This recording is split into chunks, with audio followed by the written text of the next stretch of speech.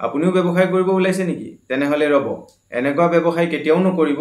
যেটো ব্যৱসায়ত আপুনি জানুৱাৰীৰ পৰা ডিসেম্বৰলৈকে সদায় পেমেন্ট পাবলগীয়া হৈ থাকে নমস্কাৰ মই ভাস্কৰ ভাই আপোনালোক সকলোকে স্বাগতম জনাইছো যদি আপুনি মোৰ চেনেলটোত নতুনকৈ আহিছে তেনেহলে চেনেলটো সাবস্ক্ৰাইব কৰি দিয়াৰ লগতে মোৰ ভিডিওবিলাক চাই যদি আপোনালোকৰ ভাল লাগিছে তেনেহলে এটা বহুমূলীয়া কমেন্ট দিব বুলি মই আশা কৰিছো এতিয়া কথা হল ব্যৱসায় কিছুমান ব্যৱসায় এনেকুৱা ধৰণৰ থাকে যিবিলাক ব্যৱসায়ত আপুনি প্ৰতি মাহে পেমেন্ট মানে আপুনি পাবলগীয়া হৈ থাকে আৰু কাস্টমাৰে আপোনাক কি ক'ব যে এটাৰ পিছত এটা অজুহাত আপোনালোকক দেখাই যাব ফৰ এক্সাম্পল জানুৱাৰী মাহত ক'ব পাৰে যে নিউ ইয়াৰ আহিছে বা মাঘ বিহু আহিছে অকনমান মানে খৰচ হৈ গল দিব পৰা নাই তাৰ পাছত আপোনাৰ ফেব্ৰুৱাৰী আহিলে ফেব্ৰুৱাৰীত কি ক'ব লৰাক স্কুলত এডমিশন দিব লাগে তেনেকা লৰা ছোৱালীক স্কুলত এডমিশন দিব লাগে এটো বাহানা দিব পাৰে আপোনাক থাৰ্ড আহিলে আপোনাৰ মাৰ্চত আহিব পাৰে দৰমহা হোৱা নাই আপোনাৰ মাৰ্চ এন্ডিং হয় তো এটো কাৰণে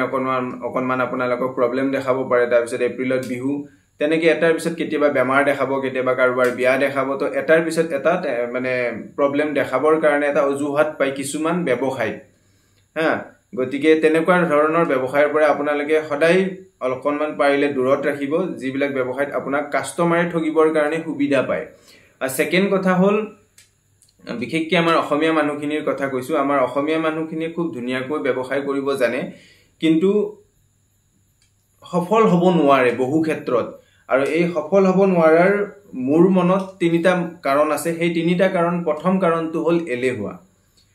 আজি মানে কোৱা যায় মানে আমাৰ অসমীয়া বিলাক কোনো গুণে পিছ পৰা নহয় কিন্তু বহু ক্ষেত্ৰত দেখা যায় মানে কি এই এলেহুৱা স্বভাৱটোৰ কাৰণে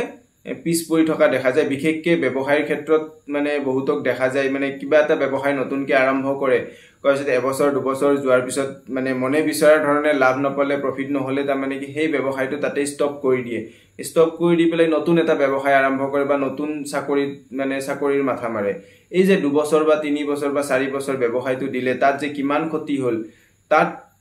যিখিনি ব্যৱসায়টো লছ হলো যিখিনি এক্সপেৰিয়েন্স মানে ললে অভিজ্ঞতা ললে সেই অভিজ্ঞতাখিনি যে এনেই অথলে গল সেই কথাটো চিন্তা কৰি নাচায় কিন্তু আমাৰ বাদে অসমীয়াৰ বাদে যদি বেলেগ কোনোবা জাতি হয় মানে তেখেতসকলে মানে কি কৰে যিমান লছ হলেও মানে যেটো ব্যৱসায় কৰে সেই ব্যৱসায়টোৰ পৰা সহজে মানে আতৰি না যায় আৰু নজুৱাৰ ফলত যেনেকে কথাতে আছে নহয় একেবাৰে নোৱাৰিলে 100 বাৰে কৰা তো এই কথাটো মানে আমি ফলো কৰিব লাগিব প্ৰথম কথা হল আমি এই এলা ভাবটো বা ভয় ভাবটো বা মনত যেটো মানে নহব নেকি এই ভাবটো আমি প্ৰথম কথা আমি অসমীয়া হিচাপে আমি অসমীয়া ব্যৱসায়খিনি এৰিব লাগিব বাকি ব্যৱসায়ৰ ক্ষেত্ৰত মই এই ভাবটো মই দেখা পোৱা মানে মই দেখা নাপাওঁ বিশেষকৈ আমাৰ অসমীয়া মানুহখিনিৰ অসমীয়া ব্যৱসায়িক বিলাকৰ মানে মই এই মানে এলা ভাবটো মই বহু ক্ষেত্ৰত দেখা পাওঁ হেতু কাৰণে মই এই কথাখিনি কৈছো সেকেন্ড কথা হল আমাৰ অসমীয়া মানুহখিনি হল অলপ দয়ালু হয় যাৰ ফলত আমাৰ অসমীয়া মানুহখিনি যি ব্যৱসায় নকৰক কিয় কাস্টমাৰক অকনমান বাকি দিয়াৰ ফালে মানে ঢাল খায় মানে অকনমান যদি মিঠা মাত দিয়ে অকনমান যদি ইমোশনালি কয় ইমোশনাল ব্ল্যাকমেইল যদি অকনমান কৰে তেনেহলে আমাৰ অসমীয়া ব্যৱসায়ী সকলে মানে বাকি দিয়ে যাৰ ফলত ব্যৱসায়টোত বহুত ক্ষতি সাধন হয় আৰু অসমীয়া ব্যৱসায়ী বিলাকে ভাবে যে মই বাকি নিদিলে মোৰ তাত নেক্সট টাইম নাহিব তে এনেকুৱা ধৰণৰ কিছুমান ভুল ধাৰণা লয় যাৰ ফলত মানে সেই ব্যৱসায়টো গৈ পেলাই মানে লছৰ ঘৰ দেখিব লগা হয় মানে ব্যৱসায়টো দুৰ্বল হৈ যায় যাৰ ফলত এদিন সেই ব্যৱসায়টো এৰিব লগা হয় গতিকে বাকি দিয়াৰ পৰা যাতে আমাৰ অসমীয়া ব্যৱসায়খিনি অলপমান বিৰতি থাকে তো সেইখিনি কথা অলপমান গুৰুত্ব দিলে ব্যৱসায় বিলাক ধুনিয়াকৈ চলিব আৰু 3 নম্বৰ কথা হল একতা যেটো একতা আমাৰ বেলেগ নকও আমাৰ ব্যৱসায় বিলাকৰ অসমীয়া ব্যৱসায় বিলাকৰে ইটোৰ লগত হিটো ব্যৱসায়ৰ মানে মিলাপ্ৰীতিটো খুব কম দেখা যায় একতাটো খুব কম দেখা যায় যাৰ ফলত বেলেগ ব্যৱসায় বিলাকে সুবিধা লয়